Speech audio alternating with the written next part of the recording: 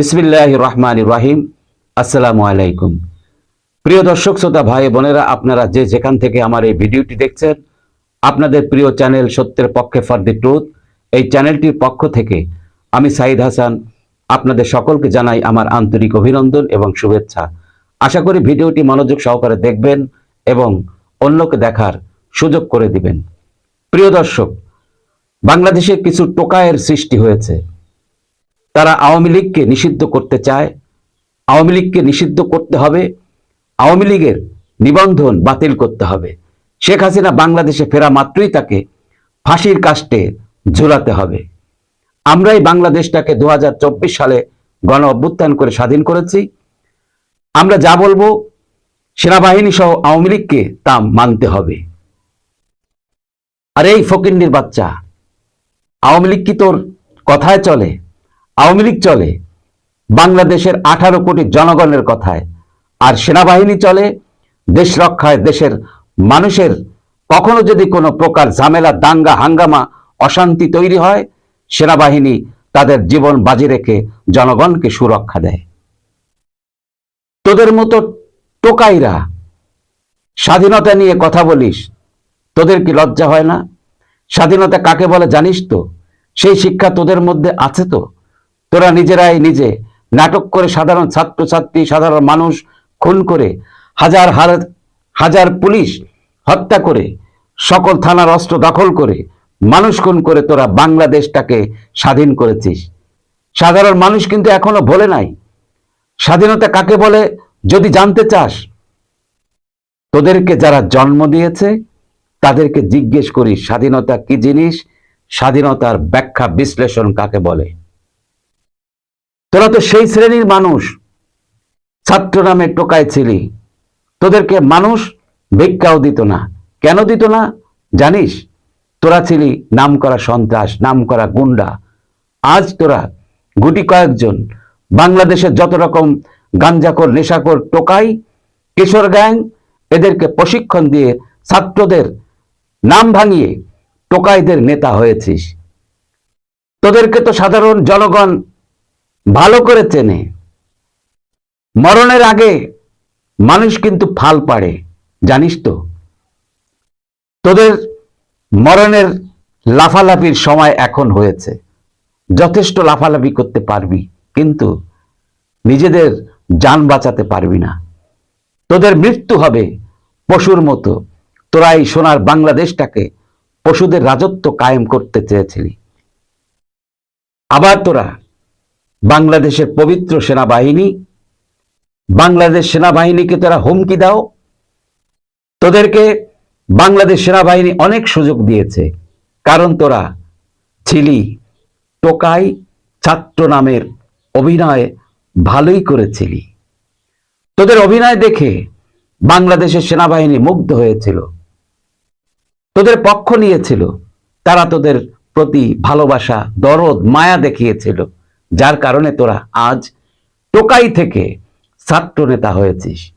আবার সেখান থেকে নাগরিক দল গঠন করেছিস। তাহলে সেখান থেকে নাগরিক দল গঠন করেছিস, তাহলে তোরা শেখ হাসিনাকে সরিয়ে ক্ষমতা নেওয়ার জন্য নতুন দল গঠন করেছিস।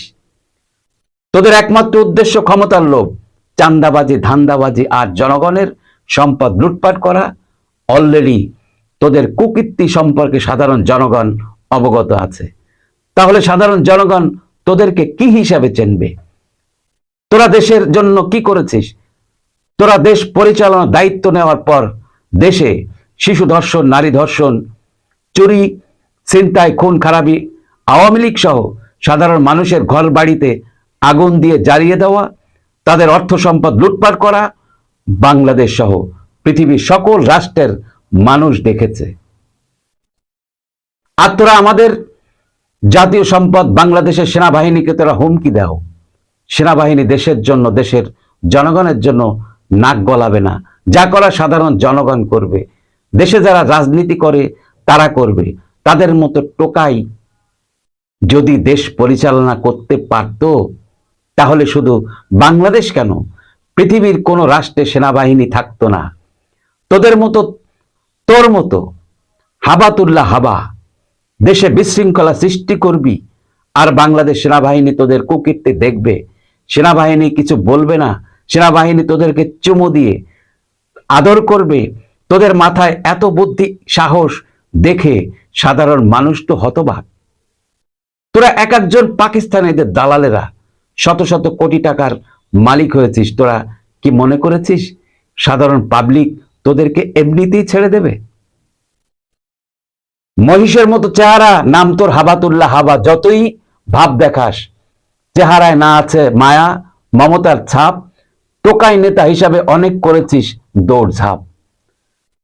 চিল্লাবি, চাপার জোরে গলা ফাটাবি, মুখ থেকে ফেনা সহ রক্ত বের করে ফেলবি, তারপরেও তোদেরকে মানুষ বিশ্বাস করবে না। কারণ তোরা পাকিস্তানিদের দালাল, পাকিস্তানিদের বীজ, রাজাকারের বাচ্চা রাজাকার।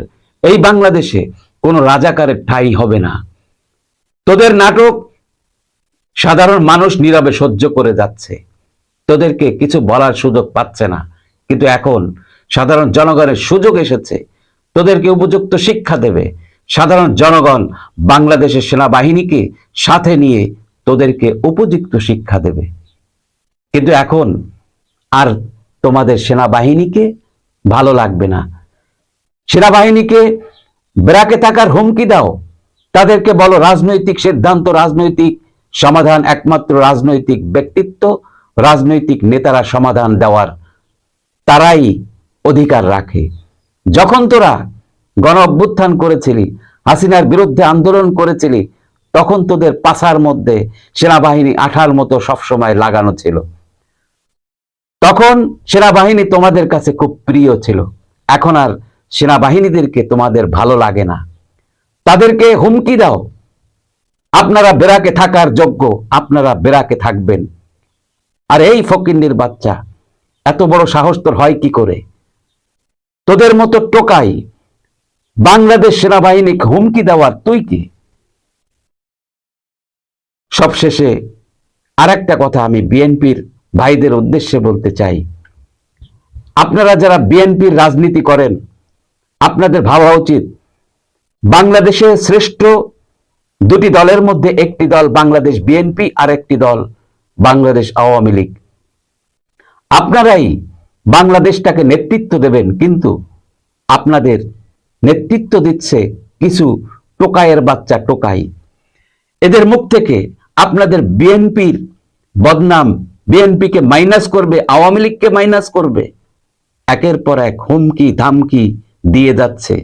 আর তাদের পাশে বসে আপনারা হাতে তালি দিচ্ছেন, তাদেরকে মাথায় নিয়ে নাচানাচি করছেন। এতে কি আপনাদের সম্মান জনগণের সামনে বাড়ছে? বাড়ে নাই, বরঞ্চ কমেছে। যাদের অবস্থা গাই গরুর বাচ্চার মতো, একটি গাই গরু যখন বাচ্চা ডেলিভারি দেয়, তখন তারা মা গরু বাচ্চাটাকে অনেকক্ষণ তার জিহ্বা দিয়ে চাটাচাটি করার পর বাচ্চাটা আস্তে আস্তে শক্ত হয়ে দাঁড়ানোর চেষ্টা করে। এক পর্যায়ে দেখা যায় গরুর বাচ্চাটা হাঁটাহাঁটি দৌড়াদৌড়ি করার চেষ্টা করে। বাচ্চাটা যখন নিজে জোরপূর্বক ছোটাছুটি চেষ্টা করে, দৌড়ায়, তখন দেখা যায় গাই গরুর বাচ্চাটা দুর্ঘটনার শিকার হয়।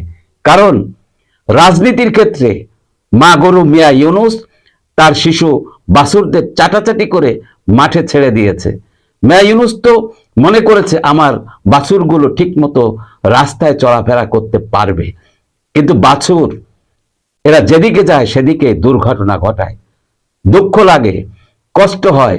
সাবেক প্রেসিডেন্ট জিয়াউর রহমানের একটি দল বিএনপি, তারাও পর্যন্ত এই টোকায় বাছুরদের কথায় ওঠে আর বসে।